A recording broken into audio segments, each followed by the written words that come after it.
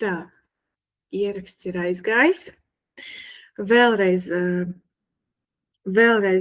lasu mūsu čatā, WhatsAppā, atgādinu, ja WhatsAppā mūsu grupiņā mēs sarunājamies, lasu arī jautājumus, lasu arī to, kas ir aktuāli, bet galvenā tēma uzreiz, lai es pirmajā minūtē esmu pateikusi, par ko tieši webinārs. Webinārs tieši ir, kā tikt skaidrībā par attiecībām, kā saprast, vai mums vispār attiecības ir veselīgas un kā spērt pirmos soļus, lai šīs te attiecības būtu veselīgas, tad jau otru cilvēku visu apmierina. Un viņam šķiet, ka viss ir labi, bet man daudz kas nepatīk. Kā izmainīt otra cilvēka skatījumu, kā likt otram saprast, kā aizklovēties līdz tam otram. Vopšam, kā tikt skaidrībā ar attiecībām, ja? Jautājumi ir daudzi jau mums te čatā sakrājušies. Uz visiem šiem te jautājumiem video materiālā jau būs atbilde. Redzu sirsniņas, redzu, ka jūs mani redzat, redzu, ka esat pieslēgušies. Visiem liels paldies par to, ka šajā te siltās vasaras vakarā ir atrasts laiks, bet jā, materiāls būs tiešām ļoti, ļoti vērtīgs un noderīgs, tā kā tas pilnīgi noteikti būs tā vērts. Un nesīs augļus daudz lielākus un patīkamākus un garšīgākus nekā tas, ko varbūt varēja piedzīvot šajās te 1,5 līdz 2 stundās šajā te vasaras vakarā. Visu paspēsim un paspēsim vēl daudz patīkamāk un kaifīgāk tad, kad būs pareizais mindsets par attiecībām. Jo tieši tāpat arī ar naudu. Ja naudu mēs varam paturēt, uz naudas mēs varam apsēsties, naudu mēs varam iesaldēt kaut kādā produktā, kaut kādā pirkumā un dzīvot ar to veco sajūtu, ka tomēr nav šis dzīves apmierinājums un īstais skaips, tā arī nav. Bet mēs varam arī naudu ieguldīt, investēt kaut kur tādā patīkamā, kaut kādā pieredzē, notikumā, apgūstot kaut kādas jaunas zināšanas priekš sevis, lai ar šo te sevis jauno versiju, kur ir investēta tātad šī nauda, ja, tad ietu un tālāk investētu vēl daudz foršāk un patīkamāk. Ja. Tieši tāpat kā naudu mēs varam investēt, tieši tāpat mēs arī laiku investējam. Vai ne? Šīs webinārs prasīs no tevis laiku līdz 2 stundām. Pašās webināra beigās arī būs iespēja tiešām uzdot vēl kaut kādus papildus jautājumus, ja gadījumā būs kaut kādas neskaidrības vai es nebūšu līdz galam atbildējusi uz tiem jautājumiem, kas bija, kur es varbūt to redzēju tik tālu, bet tu gribēji, lai es ieju vēl dziļāk. Ja? Protams, individuāli es nevienu situāciju nevaru šādi webināra ietvaros apskatīt. Es varu iedot teoriju, bet, ja gribās iet reālā praksē un tādās izmaiņās, kur ar drošu soli vienkārši manā pavadībā izmainīt attiecības, tad ir jānāk pie manis uz bezmaksas konsultāciju. Pilnīgi katram ir pieejama viena bezmaksas konsultācija pie manis, un tur jau tad es individuāli izskatu katru situāciju konkrēti, un mēs jau ejam tādā tiešām terapeitiskajā dialogā. Tikmēr, kamēr mēs šeit webināru ietvaros runājam par un ap teoriju, jau ļoti daudz, kas taps skaidrs, un it sevišķi tiem, kas varbūt kautrējās nākt pie manis uz šo te bezmaksas konsultāciju, kur ir jāiet jau tiešā kontaktā ar savām bailēm, ar savām šaubām, ar saviem kompleksiem, ar kaut kādu mazvērtību, ja? Jā, tas nav patīkami, bet tas, protams, nes pavisam citus rezultātus. Tā, ķeramies klāt pie definīcijas. Kas tad īstenībā, mēs te nerunāsim par tādām definīcijām, ja? Mums te nebūs tik garlaicīga un savs teorija, kad mēs te runāsim tikai par un ap kaut kādām definīcijām, bet vispār, kas tad ir skaidrība attiecībās, ja? Kas tad ir veselīgas attiecības, kas tad ir divi veseli cilvēki, kas kopā veido veselīgas attiecības. Un šeit jau esmu iedavusi daļai atbildi, ja, ka tātad veselīgas attiecības, kurās vienam par otru ir skaidrība, ir tātad veidotas no diviem cilvēkiem, kur divi cilvēki palīdz viens otram veidot šo te veselīgo personību otram cilvēkam un palīdz šo te veselīgo personību uzturēt arī pats. Tātad viens no otra cilvēki nav atkarīgi. Nav tā, ka mana mentālā veselība ir atkarīga no otra cilvēka vērtējuma. Piemēram, ja otrs cilvēks man pasaka kādreiz kaut kādu pārmetumu, es varu reaģēt ar asi aizsviļoties, kad ko tu te man pārmet, aizstāvoties kaut ko, domājot, ka otrs cilvēks tagad mēģina mani kaut kādā veidā pazemināt, ja? Mēģina kaut kādā veidā pazemot, mēģina mani likt pie vietas, bet varu arī justies stabili, kā vesels cilvēks, saprotot to, ka to, ko otrs tur no manis grib, vai ko otrs tur man saka, tas uz manīm patiesībā varbūt nemaz neatiecās, ja? Jo es esmu veselīgs cilvēks, vesels cilvēks ar veselīgu mentālo stāvokli un saprotu to, ka var būt dažādi iemesli, izņemot mani, kas ir likuši tam otram cilvēkam šādi te noreaģēt. Ja? Cilvēks, kurš pārsvarā vēršās pie manis pēc palīdzības, domā, ka viss galvenais iemesls, kāpēc cilvēks varētu izteikt kaut kādu pārmetumu, tiešām ir manī vai tajā otrā cilvēkā, un tad šeit arī sākās tas konflikts un tā cīņa par to, kuram tad ir taisnība. Un te mēs arī nonākam pie definīcijas, kas tad ir neveselīgas attiecības. Neveselīgās attiecībās divi cilvēki viens ar otru turpina šo te cīņu. Ja? Un tātad veselīgās attiecībās divi cilvēki spēlējas, rotaļājas, miedarbojas, izmantojot dažādu emociju spektru, gan foršās emocijas, gan neforšās emocijas, bet kā veselīgas attiecības atšķirās no neveselīgajām, tad šajās neveselīgajās notiek šī cīņa. Ja veselīgās attiecībās ir spēle, kurā ir emocijas ar plus un mīnus zīmi, un tas tiek pieņemts, un tas netiek uztverts vienmēr kā, kad es esmu centrs šai te problēmai, vai otrs ir centrs šai te problēmai, kad es saprotu, ka es esmu daļa no attiecībām, un otrs ir daļa no attiecībām, tad neveselīgās attiecībās tā ir cīņa. Es neesmu vainīgs, tu esi vainīgs, nē, tu esi vainīgs, nē, tu esi vainīgs, un tāda viena otra aizvainošana un kašķēšanās un vainīgo meklēšana viens sanāk. Tad tālāk mēs nonākam pie tā, kas tad īstenībā ir pamatā šādām te attiecībām. Pamatā attiecībām, kuras ir neveselīgas, ir trauma.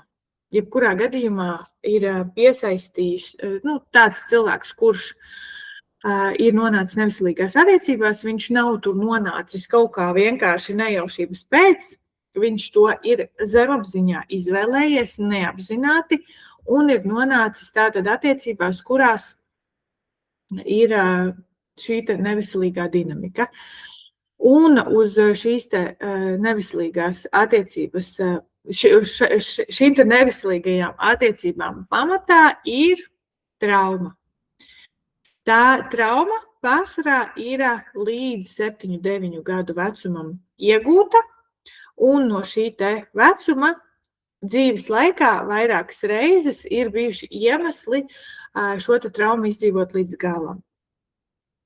Tikt skaidrībā, pieņemt, noraidīt, aizmirst, izsvītrot no savas dzīves, izmainīt kaut kā, ja? Transformēt. Tas ir tas, kāpēc šie te konflikti nebeidzās. Tāpēc, ka pagātni izmainīt nav iespējams. Un ir pat cilvēki, kuri to tiešām apzinās un saprot to, ka es jau savu pagātni izmainīt nevaru. Es savā pagātnē tos notikumus, kurus es gribētu izmainīt, es viņus nekādi nevaru izmainīt. Gribēšana paliek, izmaiņu nekādu nav, un cilvēks sevi nolemj tādai nolemtības sajūtai, bezpalīdzības sajūtai, kur vienkārši visi ir vainīgi, visi ir slikti. Jā, tas nav 24/7, un tas nav 365 dienas gadā, bet tas ļoti skaidri sajūtās un atspoguļojās tieši konflikta situācijās, tad, kad ir jārisina kaut kādas lietas ar otro pusīti, ar partneri, jo no šiem te notikumiem tu nekur neliksies. Tu ļoti labi zini, ka tu šos te notikumus nekur noslēpt no sevis nevari. Un viņi visspēcīgāk jūtās tieši tajos brīžos, tad, kad dzīvē ir kaut kāda veida problēmas. Un tāpēc šķiet, ka problēma ir otrā pusīte, bet patiesībā, pat ja nomainīsies otrā pusīte, problēma jau nemainās. Un var pat mēģināt sevi mānīt, sakot, ka, ja būtu cita otra pusīte, tad tā problēma varbūt neliktos tik liela. Un te arī ir viens no iemesliem, kāpēc varbūt, ka tava otrā pusīte priekš tevis ir problēma, vai otrās pusītes neesamība priekš tevis ir problēma. Tāpēc, ka šobrīd aktuālāk un izdevīgāk ir izsināt šo jautājumu, nekā pievērsties tam jautājumam no pagātnes, kurā tu zini, ka tu esi bezspēcīgs vai bezspēcīga, un tur tu nevari neko mainīt. Te, ja atrisināsies šis te jautājums, tad būs jāmaina. Būs atkal jādomā, kā es varu izmainīt to pagātni. Ja? Un veselīgās attiecībās pamatā ir vērtības. Veselīgās attiecībās nav divi cilvēki bez problēmām, bez traumām, bet veselīgās attiecībās pamatā ir vērtības. Tas var būt veselība, tas var būt ģimene. Tas var būt tādas vērtības, kuras ir arī neveselīgās attiecībās, bet viņas nav pamatā. Un viņas visticamāk šiem te diviem cilvēkiem atšķirās, ja mēs runājam par neveselīgām attiecībām. Ja mēs runājam par veselīgām attiecībām, tad diviem veseliem cilvēkiem, kuriem ir kaut kādas traumas, bērnības traumas, kuras viņi sevī nes, bet viņos tik skaļi nerunā un nav izveidojušās kā par pamatu attiecībām. Kurš saprot, par ko es vispār runāju? Vai es vispār runāju skaidrā valodā šobrīd? Vai varbūt šobrīd ir sajūta, kad jau doma pazūd? Es paskatīšos tūlītās čatu. Tā. Paldies, ļoti vērtīgi. Jā, šis ļoti noderēs. Mēģinu sagramot visu tevis teikto. Vai būs pieejams ieraksts? Ieraksts būs pieejams, jā. Ieraksts būs pieejams. Tā. Visiem tiem, kas ir pievienojušies šajā webinārā, man ir jūsu e-pasti, man ir jūsu telefona numuri, būs links uz šo te ierakstu aizsūtīts visiem e-pastā. Un, ja būs kaut kādi jautājumi un neskaidrības, tad čatā varēs ierakstīt. Tā, redzu, ka viss ir skaidrs. Tik tālu viss ir skaidrs.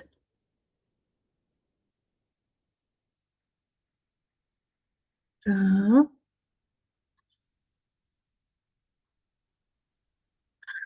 Tālāk, tad mēs ejam tālāk par veselīgām attiecībām.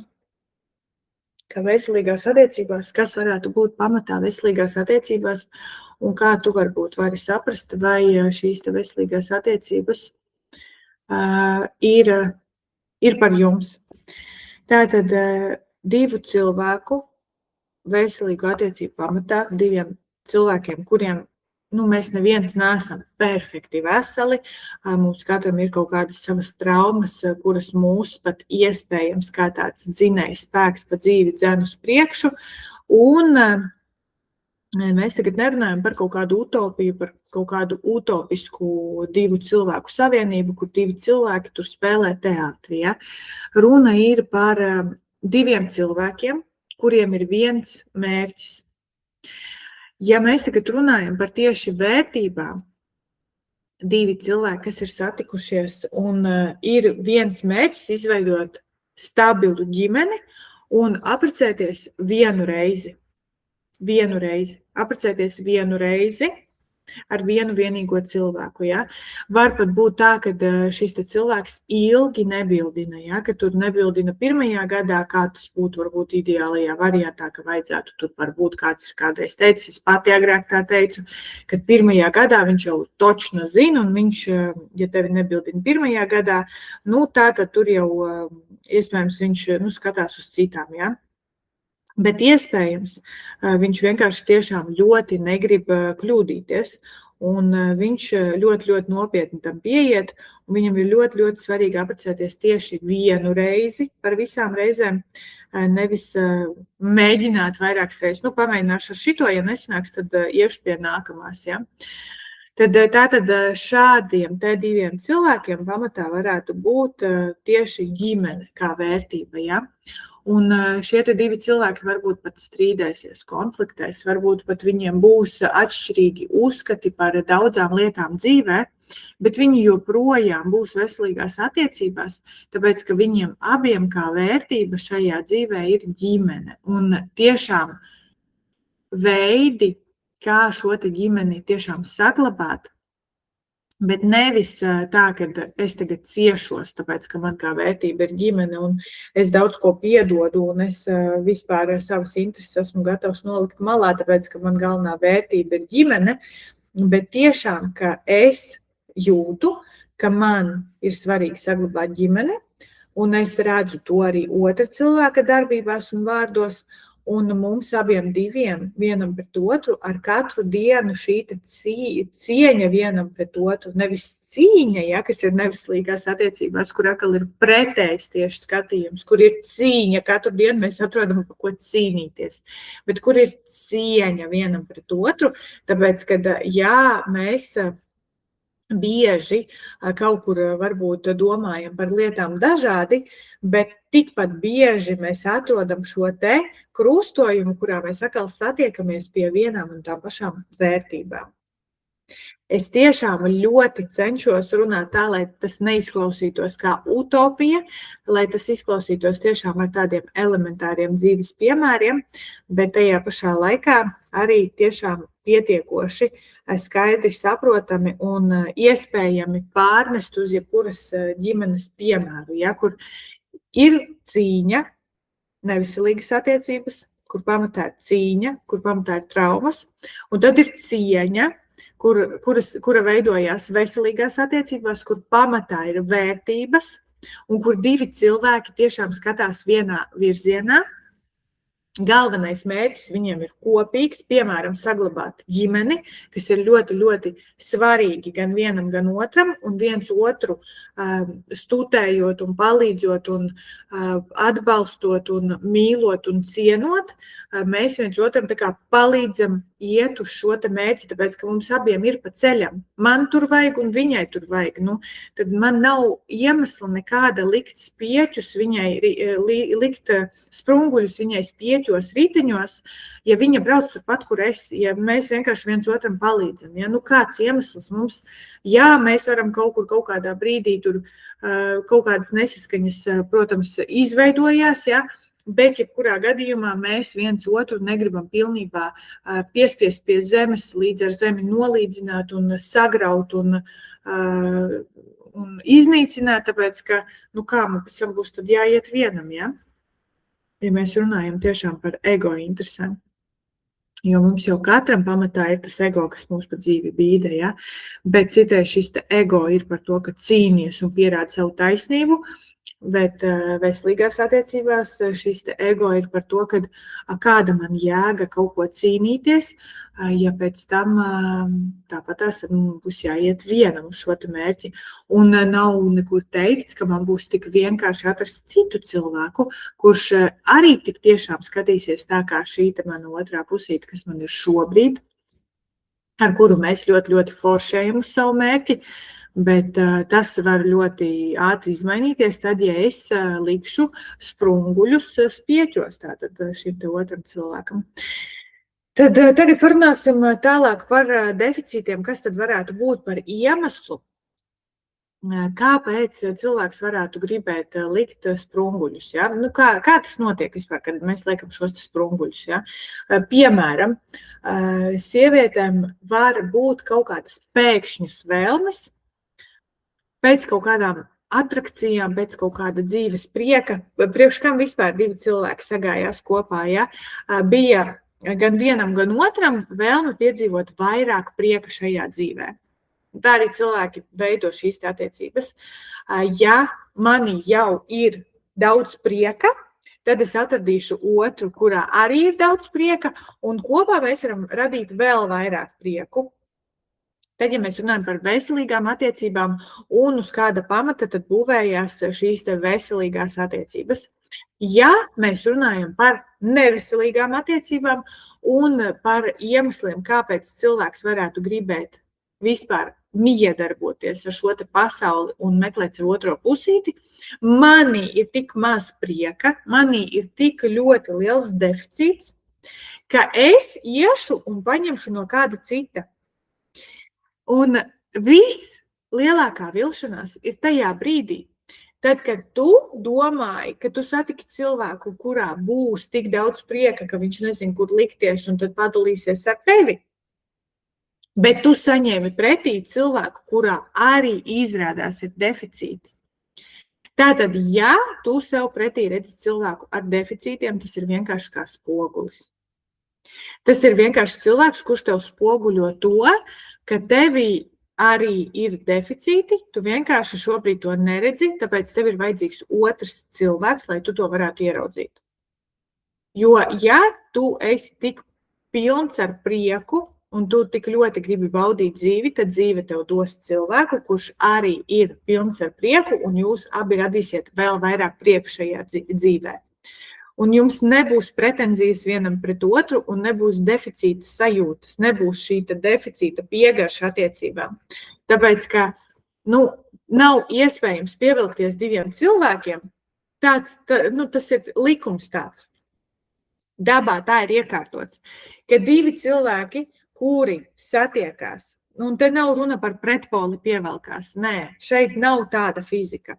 Šeit mēs runājam par attiecībām, par veselīgām attiecībām vai par neveselīgām attiecībām. Un ir tikai divi dažādi varianti.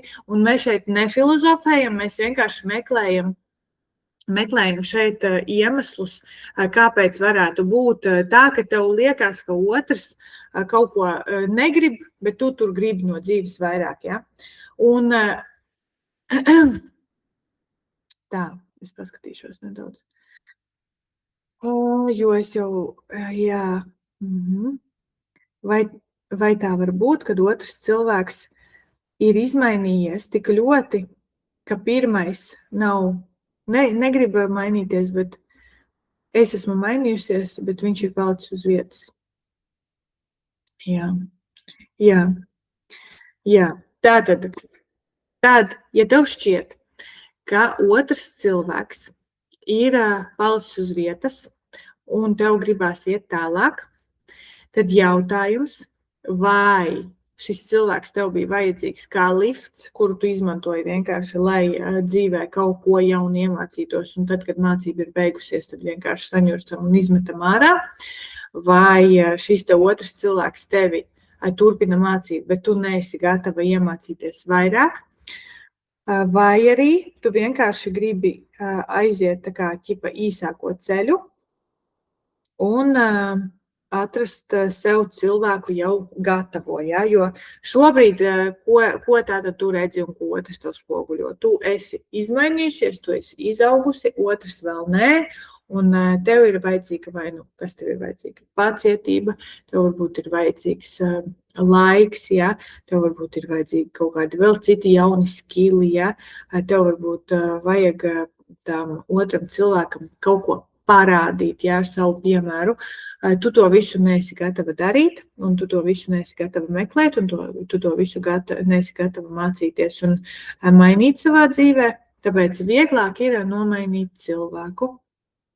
Un tad, ja tu nomaini cilvēku, tad šis te kvantu lēciens var notikt ātrāk, ja? Var notikt ātrāk tādā gadījumā, ja tu pilnībā apzinies, ko tu dari, un tu sev nepārmetīsi, un tu nejutīsies vainīga, ka tu otru cilvēku tur atstāji tajā bedrē un nepalīdzēji viņam izlīst ārā. Ja tu nedomāsi par to, ka karma atmaksās tev, ja tu pilnībā apzinies, ko tu dari, un tu dodies uz savu foršākās dzīves versiju, neskatoties atpakaļ. Tad tā var būt. Bet, ja tevi nepamat sajūta, ka tev ir pienākums pret otru cilvēku, kā tur otrs izdzīvos, jums taču ir kopīgi bērni, jums taču tur ir kopīga kaut kāda atbildība, ja tur, nezinu, kredīts paņemts kopīgs, ja. Vienalga kaut kas, kas tevi tur tajā pagātnē, un tev šķiet, ka tu tās durvis nekad nevarēsi līdz galam aizvērt, tad šajā te caurvējā nekāda tāda tiešām bauda no šīs transformācijas tev nebūs. Tev būs tikai vienīgi caurvējš, kas tavu realitāti visu laiku pūtīs atpakaļ pie tās pagātnes. Tā kā šeit ir tiešām jāstrādā kārtīgi ar savām pārliecībām tajā brīdī, tad, kad tu tik tiešām redzi, ka otrs cilvēks nav gatavs transformācijai, tu jau esi pamatīgi transformējusies, un vienīgais ankurs, kas tevi velk uz zemes, ir tas otrs cilvēks. Nu, nevienmēr, pirmām kārtām, nevienmēr tas tā ir. Un otrām kārtām, nevienmēr tas otrs cilvēks, kuru tu satiksi pēc šī pirmā, būs tiešām cits līmenis. Nu, tā kā cita līmeņa cilvēks.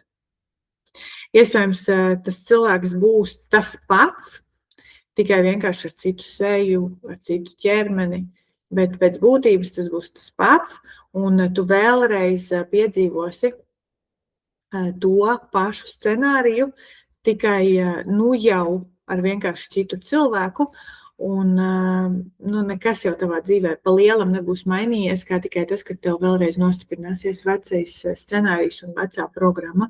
Tāpēc bieži ir tā, ka šķiet, ka visi vīrieši ir vienādi, visas sievietes ir vienādas, tāpēc, ka mācība jau nav apgūta un transformācija nav notikusies. It kā tu ar prātu daudz ko saprati, ja, ar šito vietu. Ar šito vietu mēs varam daudz ko saprast. Un kāpēc ir tā, ka mēs daudz ko iemācamies, iezubram, un pēc tam, ja mums pajautā pēc gada, pēc 2, nekas no tā visa vairs nav aktuāli, un tu neko neatceries, un ir palikusies iemaņa, tikai un vienīgi iemaņa, tad, ja tu pilnīgi caur sajūtām esi izlaidusi vai nostiprinājusi kaut kādu ieradumu. To ļoti forši var paņemt kā piemēru, kad ir mācības, kad tu mācies tiesības.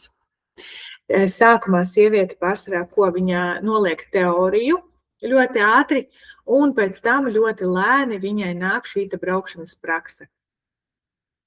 Ko tas nozīmē? Un tagad, ja, piemēram, kurš ir mēģinājis pēc kaut kāda gada vai 2 nolikt vēlreiz teorijas eksāmenu? Cik daudz tur ir kļūdas, ja? Tas ir kā apliecinājums tam, kad prāts saglabā informāciju daudz neilgāk nekā tā zemapziņa, mugurkauls, kas ir mūsu muguras smadzenes, kas liek mums kustēties, kas liek mums kaut ko darīt šajā dzīvē, ja? Kas mūsu domas pārvērš par darbībām. Tad, ja tas tiek pārvērsts par darbībām. Bet transformācija nenotiek tik ilgi, kamēr tev domās it kā ir jauns scenārijs, tu jau zini it kā, ko tu gribētu, ja? Tu pat zini, kāpēc, tu pat izstrādā plānu, kā tu to darīsi, tas viss paliek šeit, pieres daivā. Un pēc tam, tad, kad tev ir jāiet un tas jādara, pirmām kārtām tas nākās ļoti grūti. Otrām kārtām var gadīties ļoti daudz kļūdas pa ceļam, neveiksmes, un tas ir milzīgs vilinājums ievilkt sevi atpakaļ vecajā scenārijā. Un vēl viens pieķis, vēl viens sprungulis pieķos ir, ko tu pati vai pats sev ieliec, tas ir tieši tas moments, ka tu nevari sev piedot šīs kļūdas, un tu sevi sodi, atmetot sevi atpakaļ vecajā scenārijā, vecajās programmās, sakot, ka es jau savādāk nemaz nemāku. Es jau nemaz nemāku savādāk, un man nemaz nav domāts tas varbūt jaunais cits scenārijs. Un ja visi cilvēki tā dzīvo, tad pilnīgi visi dzīvotu tikai uz divriteņiem. Un kā bērnībā iemācījos divriteni, tā es arī braukāšu ar divriteni līdz mūža beigām. Ir cilvēki, kas tā braukā, jā, bet ir cilvēki, kuri pārvar šīs te grūtības, šo te nērtību, šo te diskomfortu, kas saistās par un ap tiesību nolikšanu.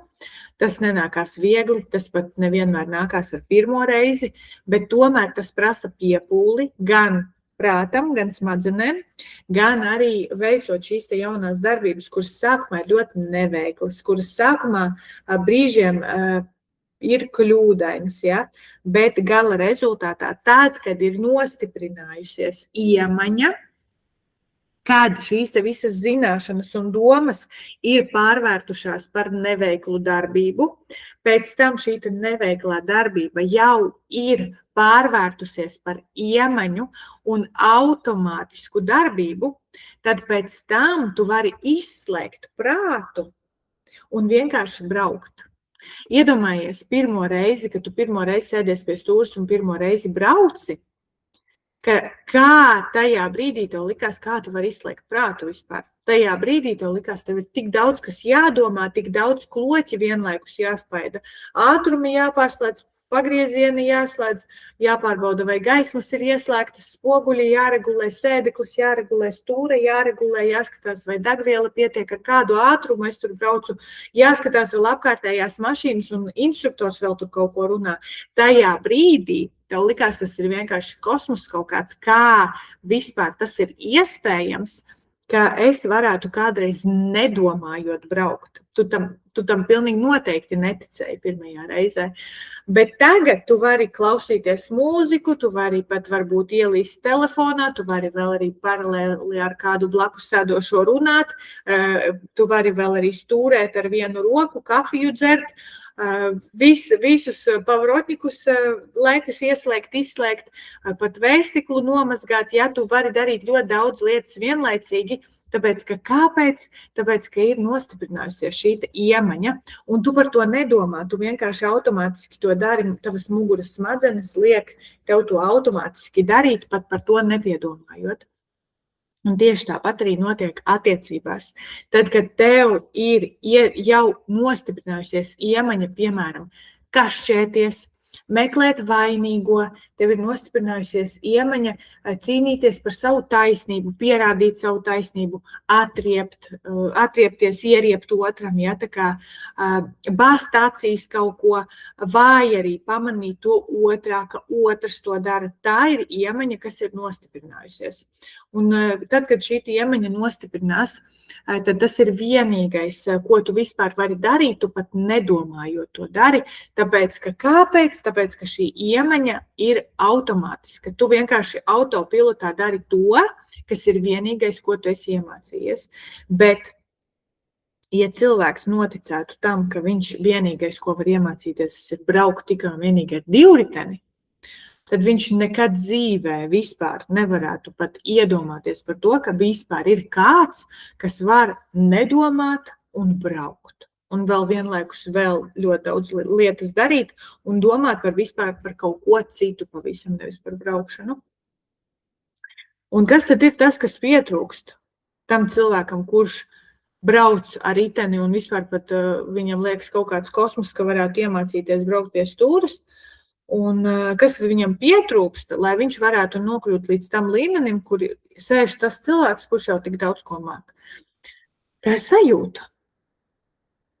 tā ir tāda viena sajūta, kas liek ticēt tam, ka tas vispār ir iespējams. Kāda sajūta tev liek ticēt tam, ka tu, piemēram, vakaros ej gulēt, ka tu no rīta piecelsies? Kad rītā vispār būs jauna diena. Ja šodien mums ir, piemēram, ceturtdiena, kāda sajūta tev liek ticēt tam, ka rītā būs piekdienas rīts, un tu vispār par to pat nedomā, tu nešaubies par to, ka tā tas būs vienkārši un viss. Citu variantu nav vienkārši. Tu pat neapdomā, ka varētu būt citi varianti. Kāpēc tu vispār, lai par to domātu, vai ne? Un tas arī ir tas, par ko šaubās ļoti daudz cilvēku, tad, kad viņi domā, kad viņam, man nav domātas veselīgas attiecības, man nekad nebūs veselīgas attiecības. Tad tajā brīdī tu sāc apšaubīt to, kad varbūt, ka rītdien nemaz nepienāks, ja? Tā vietā, lai tu ietu gulēt, tu tagad sēdētu un tu domātu, pienāks tā rītdiena vai nepienāks. Ja viņa nepienāks, kāda viņa varētu pienākt, kāda vēl diena varētu pienākt, izņemot piekdienu, rītdienu varētu būt sestdiena, kāda iemesla tam varētu būt, ka varētu būt sestdiena, ja? Vienkārši bezjēdzīga laika tērēšana savā dzīvē. Tie cilvēki, kas domā, ka viņi nekad nebūs veselīgās attiecībās, un tieši kāpēc. Tu vēl vairāk attālini sevi no šīm te veselīgajām attiecībām, tajā brīdī, tad, kad tu tā, veselīgās attiecībās es taču nekad nebūšu, tāpēc kā, un tad aiziet tālāk. Un vēl viena lieta ir, kad liekas, kad uzradīsies otrā pusīte, tad jau viss dzīvē mainīsies. Ja? Tas ir tā kā man šobrīd tiešām nav prieka šajā dzīvē, un tad, kad uzradīsies tā otrā pusīte, tad man būs tas prieks šajā dzīvē. Ja? Tātad šis deficīts ir tas, uz kā pamata es gribu būvēt šīs attiecības. Manī šobrīd ir deficīts, es gribētu, lai mana dzīve mainās, un tad, kad mana dzīve izmainīsies, tad es varēšu būt laimīgs vai laimīga. Ja? Nevis šobrīd es esmu pilnībā gatava savas vēl foršākās dzīves versijai, kaut arī man šobrīd ļoti patīk mana dzīve, ja? Bet es esmu atvērta kaut kam vēl priecīgākam, vēl foršākam, jo es zinu, ka robežu nav, un es pieņemšu to manis versiju, par kādu es varu kļūt.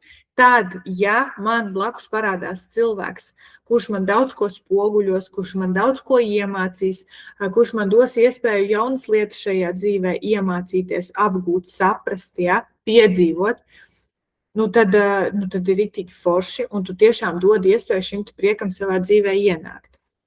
Bet kā tad notiek pārsvarā? Pārsvarā notiek tā, ka man dzīvē pietrūks tas, vēl kaut kas, un vēl kaut kas, un vēl kaut kas, un tā kopumā man dzīvē ļoti daudz kā pietrūks, un vispār ir grūti atrast, kas man dzīvē vispār ir tāds, par ko es varētu priecāties. Tāpēc es negribu uzņemties par to atbildību, es negribu to risināt, un tāpēc es tagad meklēšu otro pusīti. Un kas tad notiek, tad, kad tu atrod otro pusīti ar šādu te mindsetu? Tad otrā pusīte ir pie visa vainīga.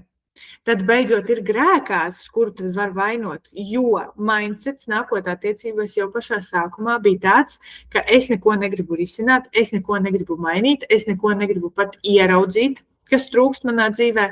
Un tad, kad otrs cilvēks ienāk, tad kur ir forši, jo es tagad varu visā vainot otro pusīti. Riktīgi forši. Nav jāuzņemās atbildība. Un te mēs nonākam pie tātad risinājumiem. Ja? Tagad es to ienākšu, paskatīšos, vai ir kaut kāda atgriezeniskā saite, vai ir kaut kādi jautājumi, vai ir kaut kādi komentāri. Paldies par taviem video un realitātes parādīšanu no cita rakursa. Cilvēkiem, kuriem tas nav īsti saprotams, jo viņu prātos strādā vecās iekaltās programmas. Jo vairāk viņus algoritms sūtīs pie tevis, jo lielāka iespējamība, ka viņi kādreiz pieļaus domu, ka varbūt arī citādāk. Jā. Es beidzot saprotu, ka man vajag nomest savu ego malā un paskatīties uz radušo situāciju no citas puses. Vieglāk to pieņemt. Caur galvu es to varu, visi scenāriji šķiet loģiski, bet ego to neļauj un sevi moku. Esmu no cilvēkiem, kuriem vajag no sērijas ar bombu pa galvu. Atnācu, jo vēlos izmantot iespēju uzzināt kaut ko vērtīgu un iespējams sadarboties tālāk, jo varētu būt, ka ar pāris stundām manai galvai vien nepietiks. Jā, super! Super! Paldies, meitenes, ka jūs rakstat savas domas, savas pārdomas. Ļoti, ļoti vērtīgi. Tā. Iesim tālāk pie risinājumiem. Tātad, tad, kad daudz kas jau ir saprotams un ir kaut kāda skaidrība galvā, tad galvenais, kas pietrūkst, risinājumi. Ja? Un te ir ļoti liela kļūda tiem, kas vēlās mainīt kaut ko savā dzīvē un domā, ka man tagad ir jāizdomā kā. Bet es tagad tūlīt pasēdēšu un izdomāšu kā. Un tajā brīdī, tad, kad tu sāc domāt, tad prāts, tā vienkārši cilvēks ir iekārtots, ka prāts izmet, piemēram, pirms es pieslēdzos pie šī webināra, man domas bija visādas, lai šis te webinārs, lai viņu pārceltu, atceltu, lai izdomātu iemeslu, ko es varu vērtīgāku citu padarīt. Man pat notika reāla lietas, ka man vienkārši likās, citu variantu nav, vienkārši webinārs ir jāpārceļ, ja? Tas ir prāts, kurš liek palikt vecajā tevis versijā, kurā tu nedabūji piedzīvot šo jauno foršo pieredzi. Un tas prāts tev pateiks tik daudz attaisnojumus, kāpēc tam prātam ir taisnība, ka tām domām ir jāklausa tik tiešām, ka tās domas ir tās, kas tevi tiešām pasargā. Bet patiesībā tās domas tev liek palikt tavā vecajā realitātē, neļauj tev iet šajā te transformācijā, neļauj tev piedzīvot citu tavas dzīves versiju, un iepazīt citu sevis versiju, tāpēc, ka prāts tevi grib pasargāt, viņš tevi grib pasargāt tik ļoti, ka viņš tev var pat ar nāvi piedraudēt, pasakot, ka tur ir nāves briesmas, tur ir bīstami. Ja? Un tev parādās bailes iekšējas, tāda spēcīga pretestība un bailes klausīties, bailes kaut ko mēģināt, ja? Kaut kā pārveidot šo te domu par darbību, un tu iesprūsti tajā mehānismā, un tu domā, ka viss ir domās, man vēl jāpadomā, man vēl jāapdomā, man tas viss ir kārtīgi jāsagramo, ja? Un tad beigās tu paliec arī tajās domās. Un tās domas ir garantija, ka tev dzīvē nekas neizmainīsies. Tā ir vienkārši kapitāla garantija, ka tavā dzīvē nekad nekas neizmainīsies un viss paliks pa vecam, tad, ja tu paliec domās. Un tavas domas nepārvērš tavu realitāti par, viņas nematerializējas citās kaut kādās realitātēs. Viņas materializējas tajā pašā realitātē, ar kuru tu šodien esi neapmierināta. Ja tu būtu apmierināta ar savu dzīvi, tad tev šeit nebūtu nekas interesants, ko noklausīties, tad tev vispār nevajadzētu, nekādas izmaiņas dzīvē, bet par cik tu šeit esi, tev interesē transformācija, tev interesē kaut kādas izmaiņas tavā dzīvē, tev interesē cita tavas dzīves versija, cita tevis versija, ja? Tad tā cita tevis versija var atnākt tikai un vienīgi tad matērijā, materializēties fiziskajā pasaulē, tikai un vienīgi tad, kad tu pārvērt šo te savu domāšanu, domu malšanu pa galvu, ar reālu rīcību, ar kaut kādu pirmo soli. Ja? Un tad mēs tagad runāsim par visiem soļiem, ko tu vari darīt savu attiecību labā, lai mainītos tava realitāte. Jo tā realitāte, kādā tu šodien esi savās attiecībās, tu ļoti labi zini, ka tas ir šis te algoritms, šīs ir tavas domas, kas ir atvedušas tevi pie rīcības, kas atkal dod tev kaut kādus secinājumus, domas, kas atkal tevi atved pie jaunām rīcībām, un šīs te rīcības var pat it kā mainīties, bet rezultāts ir viens un tas pats. Ja? Ko tas nozīmē? Tas nozīmē, ka domas nav mainījušās. Kā domas mainīt? Domas var mainīt ar jaunu informāciju, domas var mainīt ar kaut kādu tiešām mentālo darbu. Domas var transformēt, ja? Bet ne jau cilvēks pats var kaut kā mainīt savas domas. Tad, ja viņš nav piedzīvojis kaut kādu krīzi, tad, ja viņš nav piedzīvojis šķiršanos, tad, ja viņš nav piedzīvojis traumatisku kaut kādu pieredzi vēlreiz, ja, tā kā, kas savienos tevi ar to kaut kādu bērnības iespējams pieredzi. Bet domas jau tevi sargā, domas jau tev neļauj to visu apstrādāt, pārstrādāt, uzdot kaut kādus neērtus jautājumus un saprast kaut kādās vietās, kur tev ir varbūt jāatzīst savas kļūdas, jāatzīst sava ēnas puse, jānoliek pie vietas varbūt tavs ego, ja? To tu pati vienā personā, savā prātā, savās domās nekad neizdarīsi. Tāpēc ir vajadzīgs otrs cilvēks, kurš tev paspoguļo. Un citreiz šis tev otrs cilvēks ir tieši tavs partneris. Bet, ja tev nav partnera, ja tu esi viena pati un tu gribi kaut kādu transformāciju, tad ar vecajām domām šo transformāciju tu nekad nepanāksi. Bet, ja tev ir, piemēram, partneris, kuru tu necieni, kurš tu zini, ka neciena tevi, kurš tu zini, ka tev nekad neko liederīgu tiešām neieteiks, un pat ja ieteiks, tu to nekādā gadījumā neliksi lietā, jo tu redzi, ka tu negribi nonākt tur, kur ir šīs te otrs cilvēks, ja? Ja tu zini, ka ko viņš man var ieteikt? Viņš man var ieteikt nokļūt tur, kur viņš ir tagad, ja? Un es tur negribu, piemēram, ja? Tā kā, bez variantiem, tad tu paliec savās domās, tu savā prātā paliec ar šo domu, kad, vai, ka es kaut ko mēģināšu izdomāt, un tev neiznāk piedzemdēt šīs te domas, kas varētu tevi tiešām atvest pie kaut kādām izmaiņām dzīvē. Tāpēc, kas ir jādara?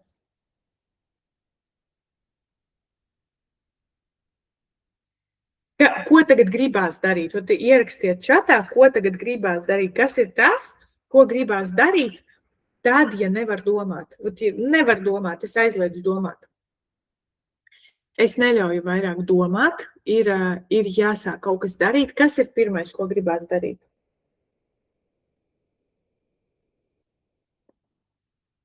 Vēl paskatīšos. Gribās bēgt. Gribās skaidroties, gribās bļaut, gribās, kas saka, šķēties gribās. Gribās atrast otru, kam var uzticēt visu to, ko nevar pat mammai uzticēt. Gribās apzināties savas kļūdas. Jā, tas ir atkal, ka tavs prāts grib apzināties, zināt grib ego. Bet dzīve jau nav zināšanas. Dzīve ir mūsu sajūtas. Dzīve ir tas, kas tev liek justies dzīvai. Nekāda veida zināšanas un apzināšanās nekad neļaus piedzīvot to tavas dzīves versiju, kuru tu tiešām gribi. Tas ir tāds vēl viens prāta slasts, kas liek domāt, ka tev ir jāpaliek domās un jāapzinās kaut kas. Patiesībā vienīgais, kam vajadzētu zināt un saprast un kaut ko jaunu iemācīties, ir tavs iekšējais bērns, kurš ir pieņēmis kaut kādus lēmumus, kuri tev kādreiz bija aktuāli, bet šobrīd viņi galīgi nav aktuāli. Un tas iekšējais bērns, to, ko ir kādreiz pieņēmis, tas tev pilnīgi traucē šobrīd un liek tev piedzīvot atkal un atkal to, ko grib piedzīvot tas mazais bērns, kurš tad nav piedzīvojis šo te prieku šajā dzīvē. Bet to nav iespējams apzināties. To nav iespējams apzināties ar prātu saprast, kaut kā sev ieskaidrot, iemācīt un pateikt sev, vai tagad priecājies. Vai tagad priecājies. Pasaki kādam bērnam, kurš ļoti grib saldējumu, iedod viņam zaļu ābolu un pasaki, tu priecājies. Priecājies par to, kas tev ir. Un paskaties, kāda būs šī bērna reakcija. Tad tātad atslēga, kas ir jādara tad, ja gribās piedzīvot savu foršākās dzīves versiju vai vismaz pietuvoties, vienkārši pietuvoties, apzināties savas sajūtas un emocijas. Tad, kad tu apzinies savu sajūtas un emocijas, tas ir tā mūsdienais moderni sauktais emocionālais intelekts, kuru tu attīsti, un tas ir tas, ko tu saproti tajā brīdī ar prātu it kā, kas tad īstenībā notiek šeit muguras smadzenēs, un kas tad īstenībā ir tas, pēc kā tad tiecās tā tava būtība, ko viņa īstenībā grib piedzīvot. Ja? Un tajā brīdī, tad, kad tu dalies ar savām emocijām un sajūtām ar otru cilvēku, vienalga, vai tas ir tavs mentors, vai tas ir tavs terapeits, vai tā ir tava otrā pusīte, vai tā ir tava draudzene vai draugs, vienkārši kaut kāds tuvs cilvēks, vai tie ir tavi vecāki, ar kuriem tu dalies ar savām sajūtām un emocijām, tad tas otrs cilvēks tev var daudz ko nospoguļot, jo sanāk ir šīta pretreakcija. Un šīta pretreakcija var rezultēties konfliktā. Un tajā brīdī, tad, kad ir konflikts fiziskajā pasaulē, tu zini, kāds konflikts patiesībā ir iekšā tevī. Kas tad ir tas konflikts, kurš liek tev piedzīvot to dzīves realitāti, kuru tu patiesībā nevēlies, bet dziļi sevī tu to vēlies, tāpēc, ka konflikts nav atrisinājies. Tātad tava būtība vēlās atrisināt šo te konfliktu. Ja, piemēram, tavās attiecībās visu laiku ir konflikti, tik ļoti bieži, kad jums ir neveselīgas attiecības, tu labi zini, ka jūsu attiecības nevar saukt par veselīgām, jo tur visu laiku ir konflikti, patiesībā tavas attiecības pašai ar sevi nav veselīgas. Tāpēc, ka iekšā visu laiku ir konflikts, kuru tu neesi atrisinājusi, jo tu neesi apzinājusies savas sajūtas un emocijas, tu neesi izlaidusi caur sevi, lai saprastu, ko tu patiesībā jūti, un tu gaidi, ka otrs to sapratīs. Tu pati nesaproti, ko tu jūti, tu to vienkārši jūti, bet tu pat to nosaukt nevari, un tu gaidi, ka otrs to sapratīs, un vēl lielāks paradoks. Tu gaidi, ka otrs to atrisinās. Otrs atnāks un atrisinās to, kas tevī notiek, ko tu pat neapzinies, kas tevī notiek.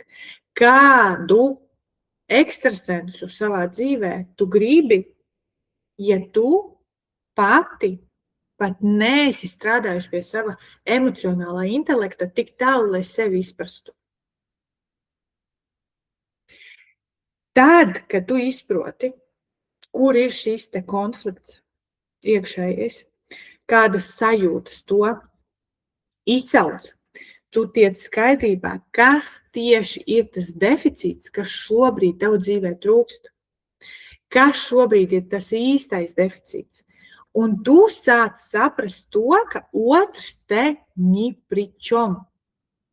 Otrs te varētu būt, varētu nebūt, bet šis deficīts tevī bija jau sen, jau vēl pirms tā otra cilvēka. Un te tu saproti, ka otrs ir vispār ni pri čom. Kā šī sapratne tagad ir skaidrs, nav skaidrs, ir varbūt kaut kas, ko es neesmu līdz galam pateikusi.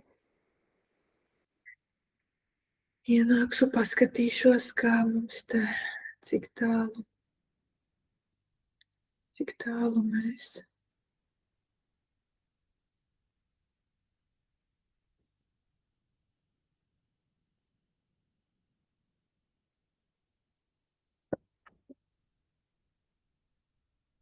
Ir ļoti interesanti klausīties, kad viss ir daudz dziļāk nekā tavos video. Tavos video ir izstrāstīts tas, ko var saprast ar ego un ko piesaista ego. Jā, tā ir arī tā atšķirība, kāpēc nepilnīgi katrs mans sekotājs kļūst par manu klientu, nepilnīgi katrs sekotājs apmeklē šāda veida webinārus, nepilnīgi katram ir šī te vispār pacietība pašam pret sevi. Tā kā tā pacietība, ko tu dod sev, lai izprastu dziļāk, ja, šo te. Jo, lai nosēdētu šeit 1,5–2 stundas un klausītos webināru, ir vajadzīga pacietība un milzīga cieņa pašam pret sevi, lai dotu sev šo te laiku, lai vispār dabūtu šo te iespēju tikt skaidrībā. Un tā kā, kad tu dod sev laiku, tu tiešām apsēdies, tu sēdi, tu klausies, un tu dod sev šo te laiku, šai te informācijai tevī ienākt, izplūst tev cauri, apstrādāties, ja?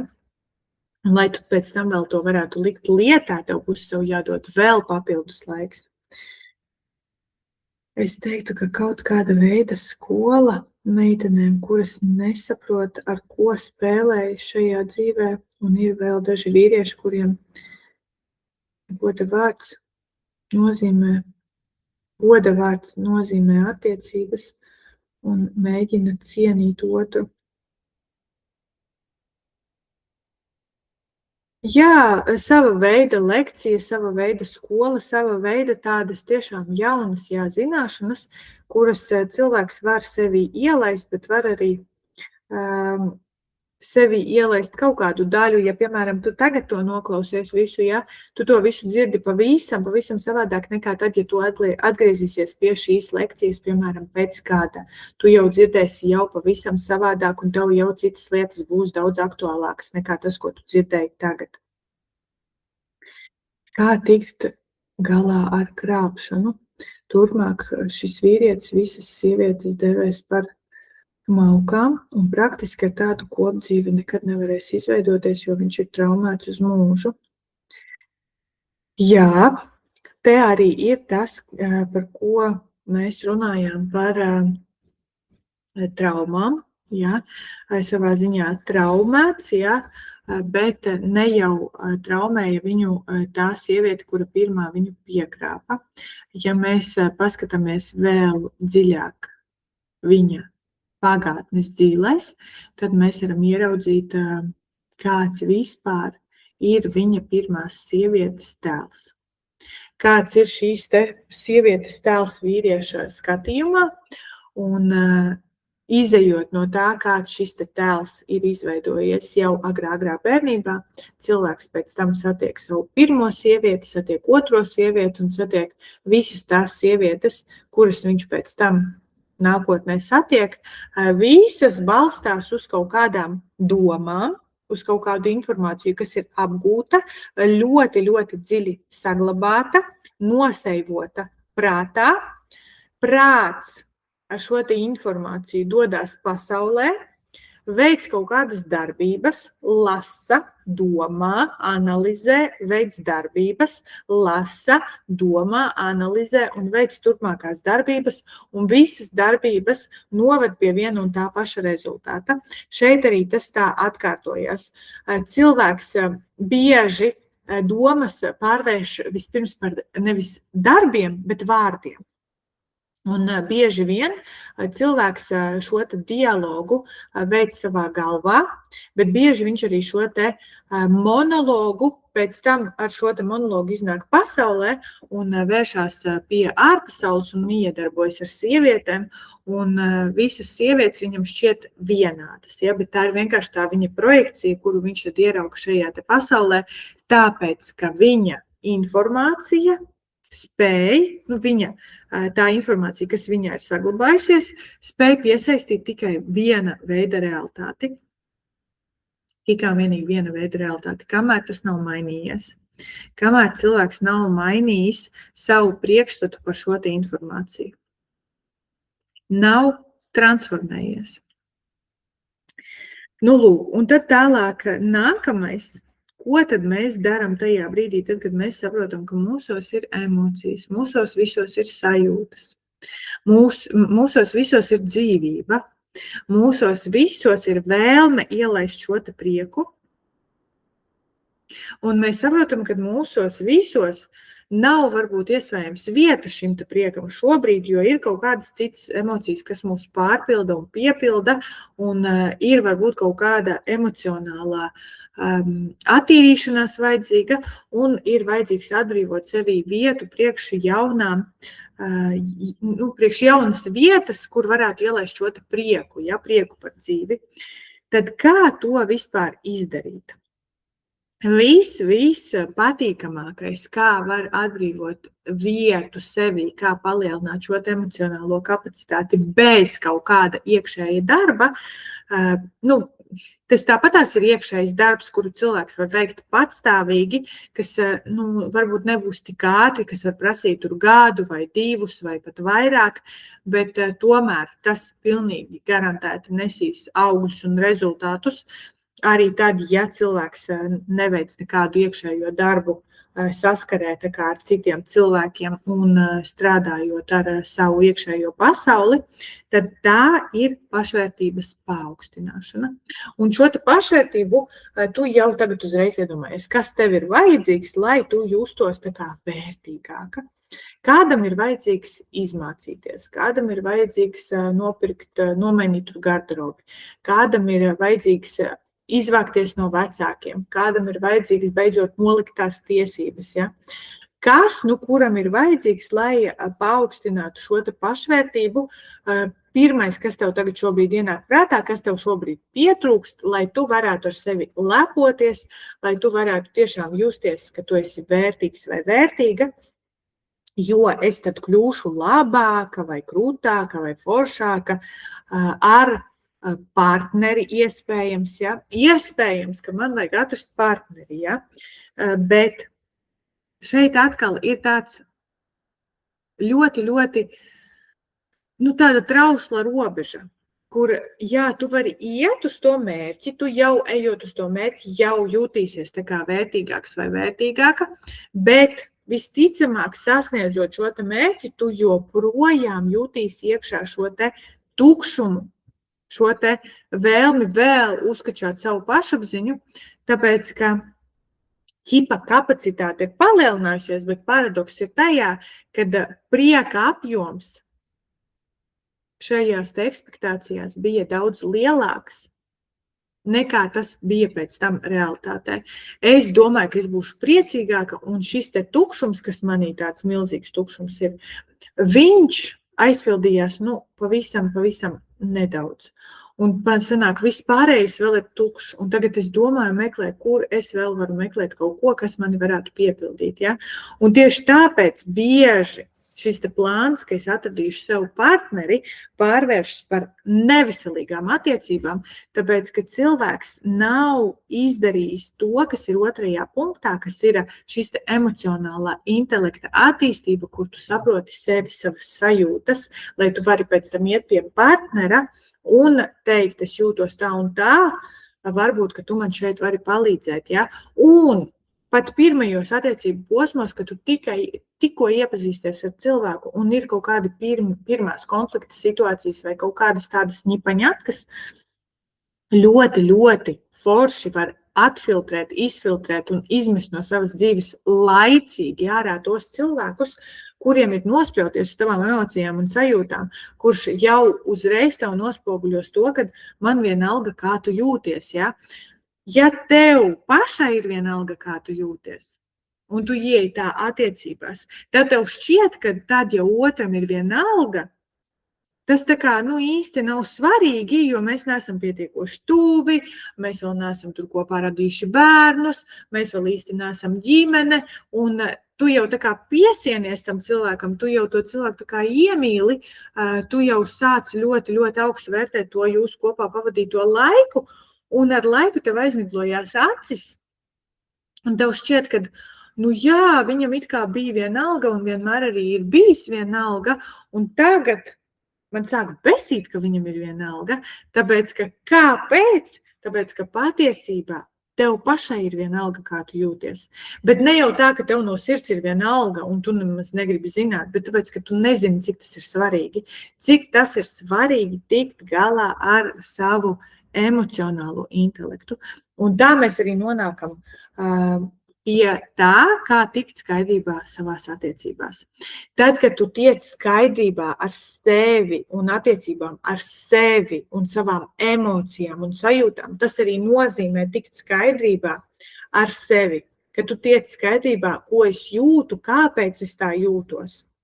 Kāpēc es šobrīd izjūtu šo emociju, kāpēc man ir šī sajūta, no kā man tā sajūta, kur viņa radās tā sajūta, un kur tā sajūta man īstenībā ved.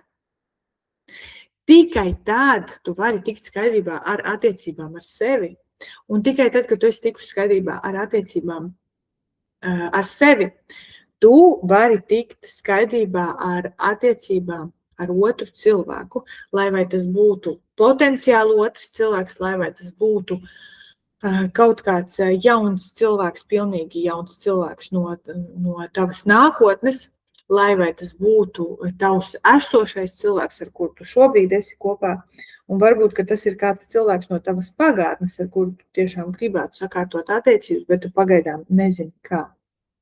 Un vispār tajā brīdī, tad, kad cilvēks sāk tikt skaidrībā ar savām sajūtām un emocijām, dzīvē ir daudz vairāk skaidrības. Tāpēc, ka tu esi vairāk skaidrā prātā, nevis sajūtās. Jo tad, kad tu esi sajūtās, tu jau sevi nekontrolē. Bieži sanāk aizmirsties un sevi nenokontrolēt un nenovaldīt un pēc tam nožēlot, ko tu esi pateikusi vai izdarījusi vai izšķīrusies, aizgājusi. Tāpēc, kā tu biji šajās sajūtās, tev nebija skaidrs prāts. Tev nebija šis skaidrais prāts. Nu, ko? Es esmu padalījusies ar visu materiālu, kas man bija, kurš man bija šeit un bija svarīgi izstāstīt. Tagad es paskatīšos jautājumi, kas bija iesūtīti.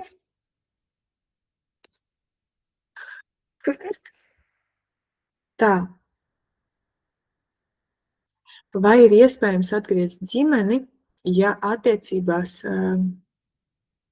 vairs neesam, un vai var sevi pārvarēt un spēt izveidot citas attiecības, ja es esmu viena ar daudziem bērniem, un no tiem nepilngadīgi ir 2?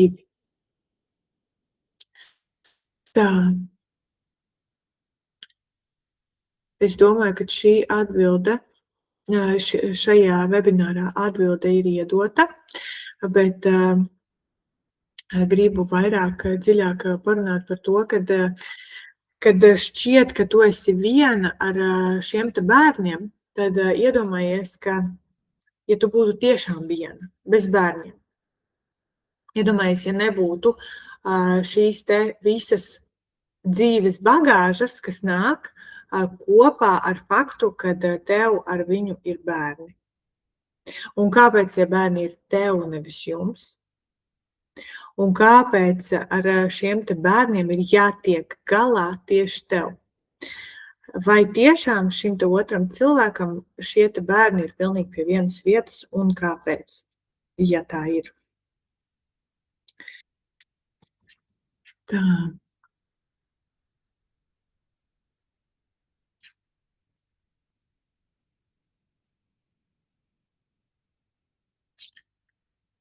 Tā vīra un mammas ciešas attiecības, un ir sajūta, ka viņa ir mūsu attiecību daļa.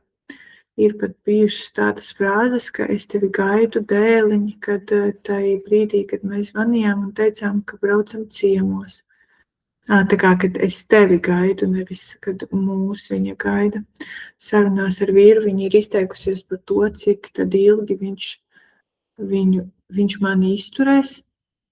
Viņš tajā brīdī viņai stāstīja par mūsu strīdiem, domstarpībām un tā tālāk. Tāpat viņam piedāvā pie viņas braukt un atpūsties no manis. Man nebija viegla grūtniecība, kaut arī šī bija jau 3. grūtniecība.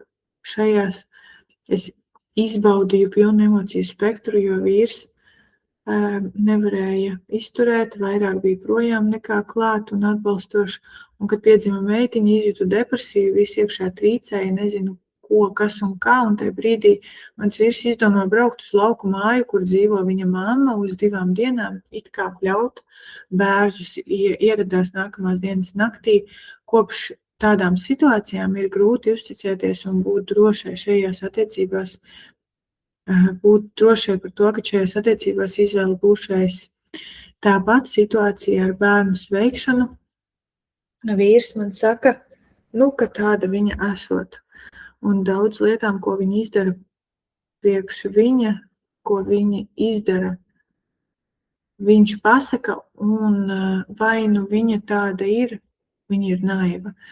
Man liekas, vieglāk tā ir atbildēt, nekā novilkt stiprāku robežu. Tātad šeit mamma ir trešais cilvēks attiecībās,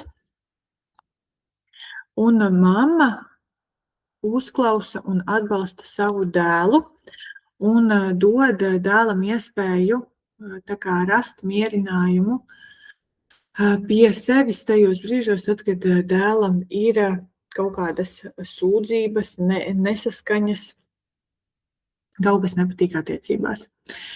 Tad, ko es redzu šeit? Ko es redzu šeit? Pirmais, kas krīt acīs, ir tas, kad tu jau esi pamanījusi to, kad viņa ir mūsu attiecībās. Un tā kā, kad vai tu kaut ko vispār esi darījusi lietas labā, vai tu esi viņam to pateikusi, ka tu to esi pamanījusi, vai tam ir bijušas kaut kādas sekas, ne tikai kaut kādos vārdos, ka tev, piemēram, tas nepatīk, vai tu esi to izrādījusi, ka tev tas nepatīk, ja? Kad es tevi gaidu dēliņi, kad jūs braucat divatā, varbūt, kad tām ir bijušas kaut kādas sekas, ka tu varbūt nākošajā reizē tad arī esi pateikusi, ka tu nebrauksi, ja tevi negaida, ja? Cits jautājums ir, vai tu gribi sava vīra kompānijā, tā kā viņu pavadīt un būt ar viņu kopā, braucot šajā te braucienā, vai tā vēlme nāk no tevis braukt arī, ja? Vai tu uzskati, ka tu pildi kaut kādu sievas pienākumu, kuru tu patiesībā negribētu pildīt, un plusā vēl tev iemet sejā, ka tevi negaida, ja? Tā kā neviens jau nesaka, es tevi gaidu dēliņu, bet viņai būs jāsēž mašīnā. Bet tā sajūta iekšā kaut kāda ir, kas tev saka, tā kā, kad gaida tikai dēliņu, bet kāpēc tevi tas triggerē, kāpēc tevi tas aizskar, ka tevi negaida, jo tad, kad tu veido attiecības ar savu vīrieti, un tu vari izvēlēties neveidot attiecības ar viņa ģimeni. Jo tev nav pienākums pieņemt viņa ģimeni, rūpēties par viņa ģimeni, par viņa ģimenes labsajūtu un kaut kā pieņemt viņa ģimenes kaut kādus neforšos gājienus vai necieņu attiecībā pret tevi. Ja tev ir veselīga attieksme un attiecības pašai ar sevi, un tu sajūti šīs sajūtas, un tu zini, kāpēc šīs sajūtas ir, un tu negribi viņas projicēt uz otru, bet tu gribi viņas pārstrādāt, apstrādāt un tikt galā sevi, tad pēc tam tu saproti to, ka ja pat tevi negaida, tad ir kaut kādas lietas, kurās tu vienkārši gribi būt klātesoša.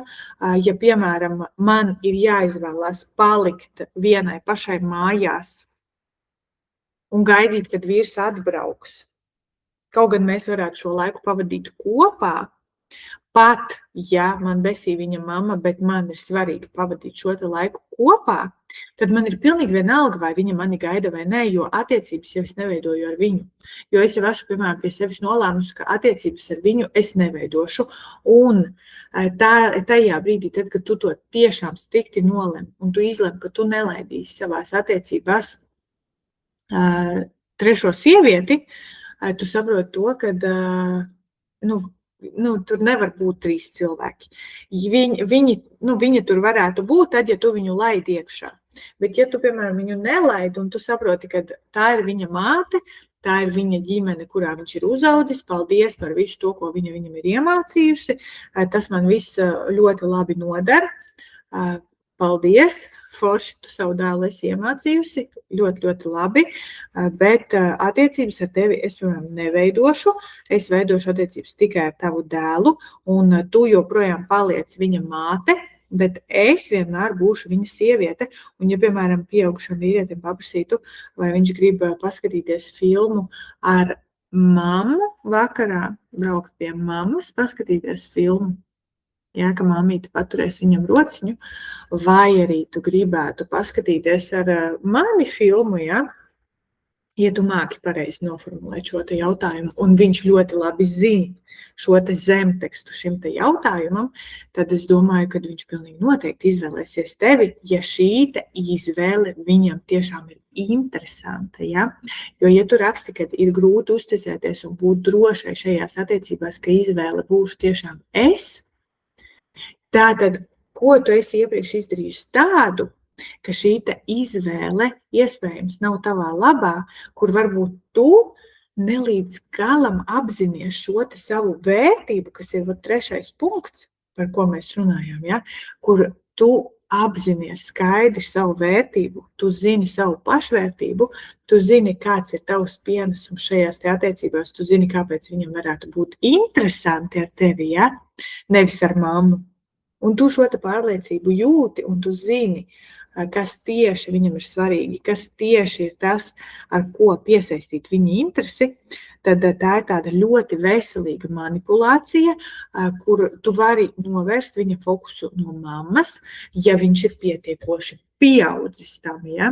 Ir cits jautājums, vai šis cilvēks ir pietiekoši pieaudzis, un vai šim cilvēkam var būt tiešām veselīga interese par sievieti kā sievieti, nevis tikai par sievieti kā mammu. Ja mēs runājam par tiešām veselu cilvēku, jo tur ir arī jāstrādā dziļāk un jāsaprot, vai cilvēkā tiešām iekšā ir šis potenciāls. Ka cilvēks tiešām jau ir izaudzis līdz tam vecumam, pilnīgi skaidrs, ka jā, fizioloģiski tur viss ir kārtībā, un ja viņš tev ir radījis bērnu, tad viss ir ļoti, ļoti veselīgi tādā plānā, bet tas ir fiziskais plāns. Ja mēs skatāmies mentālo plānu, tad iespējams ir kaut kādas lietas, kuras nav līdz galam atrisinātas, un tas viss ir atrisināms. Galvenais ir tiešām jābūt atvērtai šai iespējai to atrisināt un piedzīvot tiešām veselīgu attiecību pieredzi. Arī šeit tas ir iespējams. Tā, uz pārējiem jautājumiem tiešām es atbildēju jau visā saturā. Visā tajā, ko es iepriekš runāju. Čatā es redzu, ka ir jautājumi. Paldies katrai, kas pieslēdzās. Paldies par sirsniņām. Visu redzu. Un uz tiem garākajiem jautājumiem, ko es tagad šobrīd redzu, es apsolos atbildēt vienā no nākamajiem webināriem, ja tas būs tēmas ietvaros. Nākamo tēmu pagaidām vēl neteikšu, jo es neesmu izvēlējusies, bet pilnīgi noteikti skatīšos, kas ir aktuālākais no tā, ko es redzu šeit čatā. Tā kā paldies par laiku, ko šeit pavadījāt ar mani kopā, un tad jau tiekamies citās reizītēs.